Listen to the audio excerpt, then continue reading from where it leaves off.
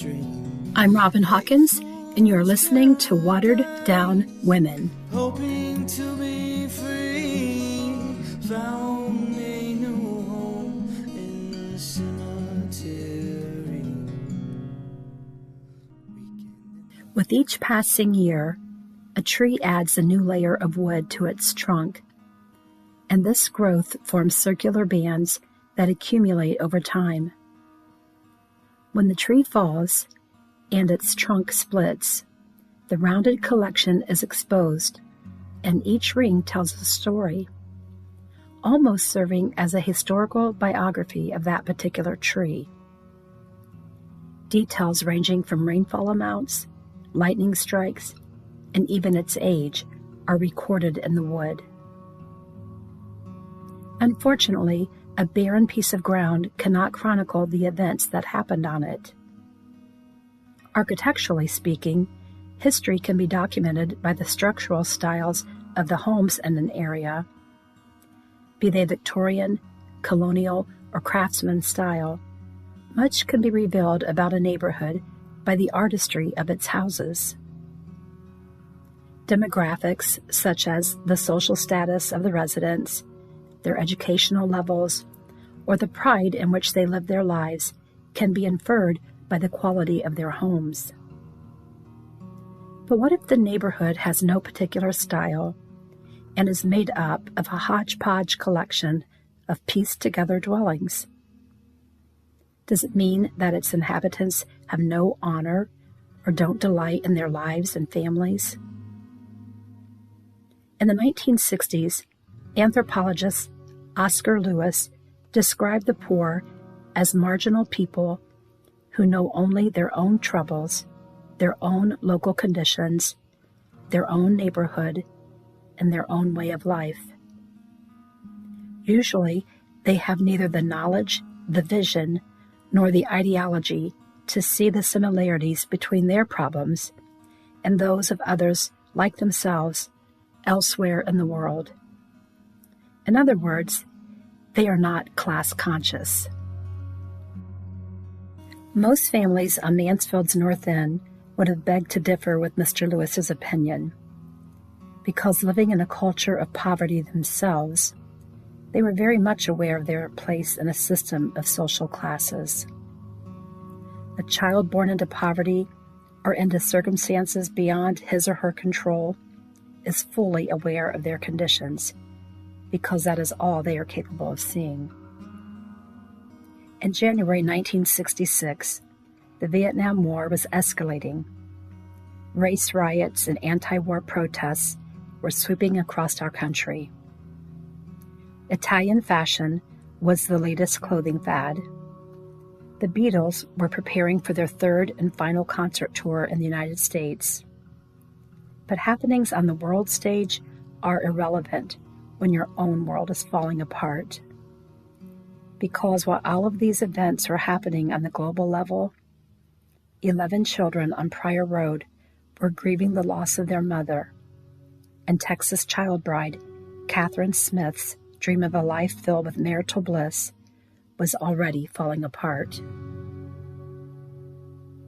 Kathy and John Smith were living in Harris County, Texas, at the time of their marriage. She was barely 17 when she wed, and her husband was 15 years her senior. Very little is known about Mr. Smith, and the only documented information is that he completed school only through the 8th grade and served in the U.S. Army from 1952 to 1954. Reports from individuals who knew him, either as a neighbor or as an acquaintance, described him as having a forceful personality and quite demanding in nature. Those same respondents claim that they can remember Kathy as being backward and simple-minded. If Kathy was indeed as unlearned and oblivious as she was portrayed, then she would have been the perfect target for a man of John Smith's cunningness. Mr. Smith enlisted in the U.S. Army in 1952 at the age of 18. and by the time he reached the age of 20, he was living back with his father in Stark County, Ohio. In 1952, Congress enacted the Armed Forces Reserve Act, which compelled all enlisted and drafted men to an 8-year military service obligation. Evidently, Mr. Smith didn't comply with this agreement. From the time he left the military until he arrived in Harris County, Texas, John Smith cleverly and skillfully evaded any records of evidence, because for this 12-year period, he was totally off the radar. But if only he had remained in Ohio. If-onlys and what-ifs have entered into the minds and thoughts of every person who's ever breathed. Can the action of a single person cause a torrent of devastation that affects several generations? When we consider that landslides are caused by disturbances in the natural stability of a slope, or in this case, a life, we don't always immediately consider the negative effects of that landslide, such as the collateral damage sustained along its path, or the flood of grief that follows. I am in no way blaming Mr. Smith for what was to follow, because he couldn't have possibly known of the misery and despair that lay in wait in Mansfield's North End. 1 year into the marriage of Kathy Smith and her much older husband John, she gave birth to their first child, a daughter whom she obediently named Johnny. In the following year, she bore the son and acquiesced to her spouse's wishes and called their son John Jr. The tradition of giving a child the name of his parent is known as a patronym, and is a centuries-old tradition that serves as a symbol of familial fealty or family loyalty. Some debate has occurred over this practice, and that it has been described as an act of self-aggrandizing, and that it denies the child his or her own identity. Regardless of their reasoning, Mr. and Mrs. Smith were gifted with 2 uniformly named children, and for the time being, Kathy was dutifully fulfilling her wifely obligations. Over time, and unlike the title to the Beach Boys' late 60s hit song, the Smith family wasn't picking up good vibrations from its Gulf Coast, Texas life, and John felt that a change was in order.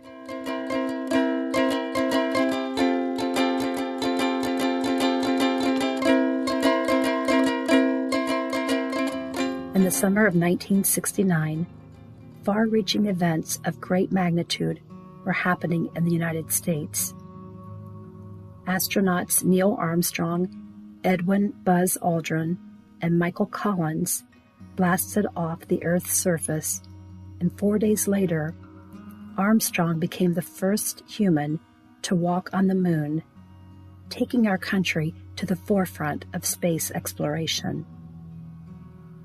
Senator Edward Kennedy abandoned Mary Jo Kopechne in a submerged car, causing quite a stir in the realm of politics. And the cult known as the Manson family was terrorizing the Los Angeles hillside region. Actress Sharon Tate and 4 others were brutally and gruesomely murdered when the depraved group invaded her Cielo Drive home. It was reported that Miss Tate had a premonition 1 year before her death that she would have her throat slit and die alongside her hairstylist, Jay Sebring. With the whirlwind of activity happening across the nation, life in Texas was winding down for the Smith family. Being originally from Ohio and having several relatives living in the state, John Smith decided to pack up his submissively docile wife, along with his 2 namesakes, and travel across the country and return to the familiarity of his birthplace.